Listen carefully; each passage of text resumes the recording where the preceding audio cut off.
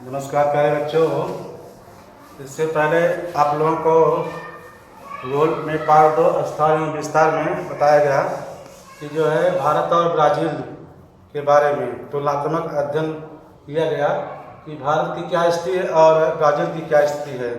और इसके साथ साथ जो है विश्व के मानचित्र में भारत और ब्राज़ील के बारे में आप लोगों को बताया गया कि भारत जो है एशिया महाद्वीप में स्थित है और ब्राज़ील जो है दक्षिण अमेरिका महाद्वीप में स्थित है।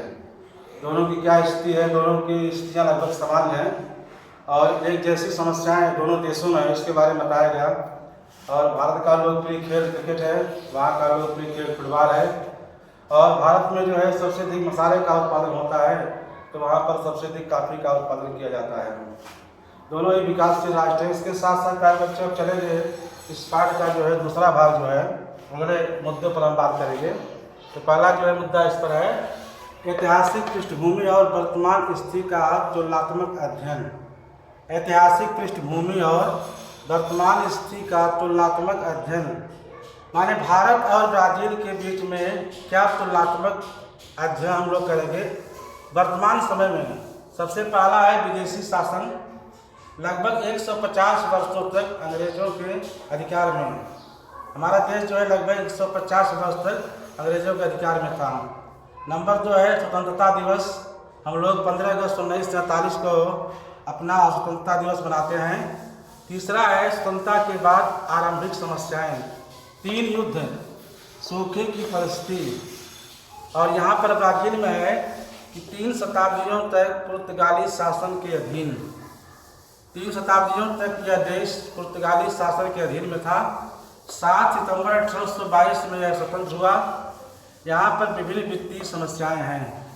ये हमारा जो है वर्तमान स्थिति का तुलनात्मक अध्ययन है कि भारत जो है 1947 में आज़ाद हुआ और ब्राज़ील जो है 7 सितंबर 1822 को आज़ाद हुआ।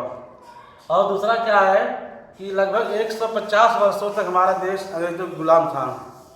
तो ब्राज़ील में जो है ब्राज़ील 3 शताब्दियों तक वहाँ पर पुर्तगालियों का जो है अधिकार था, पुर्तगालियों के अधीन था। इसके साथ साथ जो है हमारे देश में जो है जो स्वतंत्रता के बाद जो समस्याएं हुई, हमारे देश में 3 युद्ध हुए। 3 युद्ध 1962 भारत और चीन के बीच हुआ और 1965 में भारत और पाकिस्तान के बीच हुआ था और 1971 में भारत और पाकिस्तान के बीच दोबारा युद्ध हुआ। तो देश आज़ाद होने के बाद 3 जो है युद्ध हमारा देश जो है हमारे देश को झेलना पड़ा। और इसके साथ साथ जो है बहुत सारी सूखे की परिस्थिति थी। अब बहुत कई बार आकार हमारे देश पड़ा, सूखा पड़ा, जिससे हमारी बहुत समस्याएं पैदा हुई। और ब्राज़ील जो है 3 शताब्दियों तक पुर्तगालियों का अधीन था। 7 सितंबर 1822 को जो है वह आज़ाद हुआ। वहाँ पर विभिन्न वित्तीय समस्याएं हैं क्योंकि समय समय पर वहाँ पर जो है वो विकासशील राष्ट्र है, इसके लिए बहुत सारी वित्तीय समस्याएं वहाँ पर आती रहती हैं। क्योंकि विकासशील राष्ट्र होने नाते भारत और ब्राज़ील दोनों पिछड़े हुए हैं, इसलिए बहुत सारे जो है वित्तीय संकट दोनों देशों में आते रहते हैं। ये रहा जो है तुलनात्मक अध्ययन जो वर्तमान स्थिति है।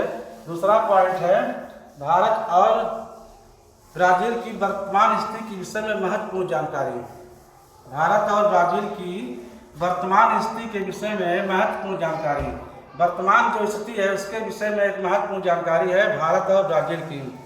पहला यहाँ पर है कि भारत विकासशील देश होने के साथ साथ एक वैश्विक बाजार है। दूसरा है भारत की जनसंख्या में कार्यशील आयु वर्ग के लोगों की संख्या सबसे अधिक है। इसके कारण भारत को एक युवा देश के रूप में जाना जाता है। ब्राज़ील में पहला पॉइंट देखिए आप लोग, 1930 से 1985 तक ब्राज़ील में सैन्य शासन था। यह शासन लोकप्रिय था। दूसरा पॉइंट है विश्व के आर्थिक विकास में योगदान देने वाले देश तथा भविष्य में एक प्रमुख बाजार के रूप में ब्राज़ील की ओर देखा जाता है। ये जो है वर्तमान स्थिति के विषय में महत्वपूर्ण जानकारी है कि भारत एक विकासशील देश होने के साथ साथ एक वैश्विक बाजार भी है। वैश्विक बाजार कैसे है कि भारत में कच्चे माल का उत्पादन बड़े पैमाने पर होता है और यह कच्चा माल जो है भारत जो है निर्यात करता है दूसरे देशों को। दूसरा पॉइंट यहाँ पर दिया गया है कि भारत एक युवाओं का देश है। यहाँ पर कार्यशील जनसंख्या अधिक है, इसलिए कार्यशील जनसंख्या वाले लोग ज़्यादा है, इसलिए इनको युवा वर्ग यानी युवाओं का देश कहा जाता है। यहाँ पर जो है ब्राज़ील में चलेंगे तो 1930 से लेकर के 1985 तक यहाँ सैन्य शासन था और वह शासन बहुत अच्छा था। उसके बाद से यहाँ पर परिस्थिति बदल गई। दूसरा है विश्व के आर्थिक विकास में यह देश बहुत योगदान देता है, इसलिए इसको एक प्रमुख बाजार के रूप में ब्राज़ील की ओर देखा जाता है। यह जो है वर्तमान स्थिति की जानकारी है। इसके आगे चलेंगे कि भारत को एक युवा देश के रूप में जाना जाता है। क्यों जाना जाता है? भारत को एक युवा देश के रूप में जाना जाता है। नंबर 1 पॉइंट है, भारत की जनसंख्या में कार्यशील आयु वर्ग के लोगों की संख्या सबसे अधिक है। आयु वर्ग माने अधिक कार्य करने वाले लोगों की संख्या सबसे अधिक है। भारत की जनसंख्या में अकार्यशील माने ज्येष्ठ नागरिक तथा बालक, अकार्यशील जो कार्य नहीं करते हैं, आयु वर्ग के लोगों की संख्या अपेक्षाकृत कम है, इसलिए भारत को युवा देश के रूप में जाना जाता है। भारत की कुल जनसंख्या की लगभग 51% जनसंख्या कार्यशील है। कितनी प्रतिशत जनसंख्या?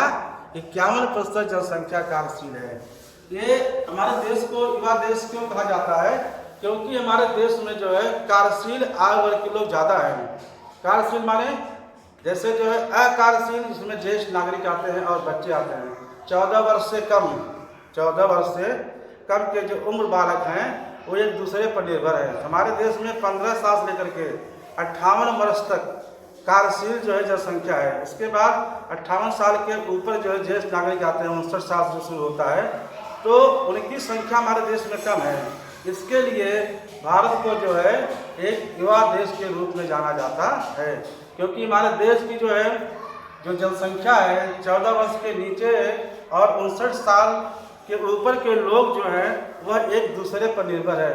इनकी संख्या जो है कम हमारे देश में है, इसलिए जो है कार्यशील संख्या हमारे देश में ज़्यादा है, 15 से लेकर 58 वर्ष के बीच में। इसके लिए जो है भारत को जो है एक युवा देश के रूप में जाना जाता है। हमारे देश में 51% जनसंख्या ऐसी है जो कार्यशील जनसंख्या है, इसलिए इसको एक युवा देश के रूप में जाना जाता है। दूसरा पॉइंट यहाँ दिया है कि ब्राज़ील को विश्व कॉफी पार्ट कहा जाता है। कॉफी के उत्पादन में ब्राज़ील विश्व के प्रथम क्रमांक पर है। कॉफी के उत्पादन में ब्राज़ील विश्व के प्रथम क्रमांक पर है, यानी यहाँ कॉफी का उत्पादन विश्व में पहले स्थान पर होता है। विश्व की कॉफी के कुल उत्पादन का 40% उत्पादन ब्राज़ील में किया जाता है। तीसरा पॉइंट है, ब्राज़ील से बड़े पैमाने पर कॉफी का निर्यात किया जाता है, इसलिए ब्राज़ील को विश्व कॉफी पार्ट कहा जाता है।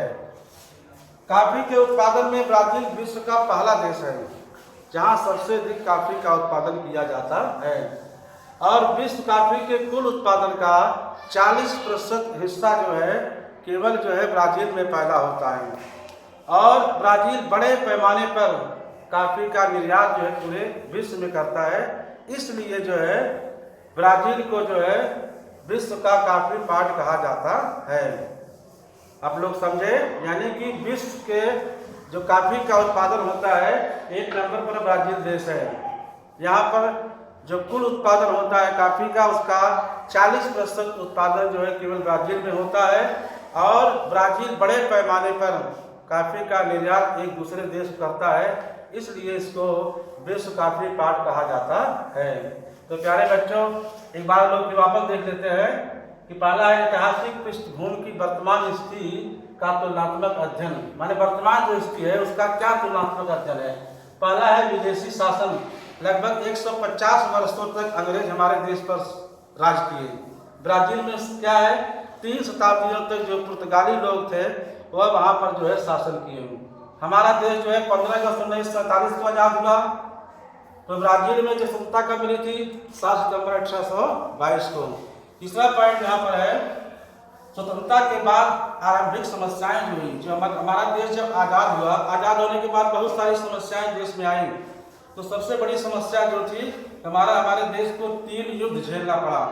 पहला युद्ध 1962 में चीन के साथ हुआ था, दूसरा युद्ध 1965 में पाकिस्तान के साथ हुआ, और तीसरा युद्ध 1971 में भी पाकिस्तान के साथ हुआ था। और ब्राजील में क्या है, विभिन्न वित्तीय समस्याएं हैं। ब्राजील एक जो है विकासशील राष्ट्र है। विकासशील राष्ट्र होने नाते बहुत सारी वित्तीय समस्या है। वहाँ पर जो है उत्पादन क्षमता उतनी अधिक नहीं है, बड़े पैमाने पर निर्यात नहीं होता है, वहाँ के लोग अधिकतर वस्तुओं को आयात करते हैं, इसलिए बहुत सारी वित्तीय समस्याएं वहाँ उत्पन्न होती है। दूसरा पॉइंट हम लोग देखे थे कि भारत और ब्राजील की वर्तमान स्थिति के विषय में महत्वपूर्ण जानकारी। भारत और ब्राजील, भारत एक विशाल देश है, विशाल देश होने के साथ साथ एक वैश्विक बाजार भी है। भारत में बड़े पैमाने पर कच्चे माल का उत्पादन होता है। और दूसरा पॉइंट यहाँ दिया था, भारत जो है युवा वर्ग है, यहाँ पर कार्यशील लोग ज़्यादा हैं, इसके लिए इसको एक युवा वर्ग के रूप में जाना जाता है। ब्राजील में क्या है, ब्राजील में देखेंगे 1930 से लेकर के 1985 तक यहाँ पर सैन्य शासन था और यह शासन बहुत लोकप्रिय था। 1985 के बाद यहाँ पर जो है परिवर्तन हुआ और राष्ट्रपति नियंत्रित जो है गणतंत्रात्मक जो है देश जो है बना। विश्व के आर्थिक विकास में योगदान देने वाले ब्राजील को भविष्य में बाजार के रूप में जाना जाता है या उसकी ओर देखा जाता है। दूसरा पॉइंट था, इसके साथ आगे हम लोग जो देखेंगे कि भारत को एक युवा देश के रूप में क्यों जाना जाता है, क्योंकि हमारे देश में जो है कार्यशील आयु वर्ग के लोग ज़्यादा हैं, इसलिए जो है यहाँ संख्या अधिक है उनकी। और इसके साथ साथ भारत में जो जनसंख्या अकार्यशील है, जैसे ज्येष्ठ नागरिक हैं, बालक हैं, उनकी संख्या हमारे यहाँ कम है और कार्य करने वालों की संख्या जो है अधिक है, इसलिए जो है भारत को एक युवा देश के रूप में जाना जाता है।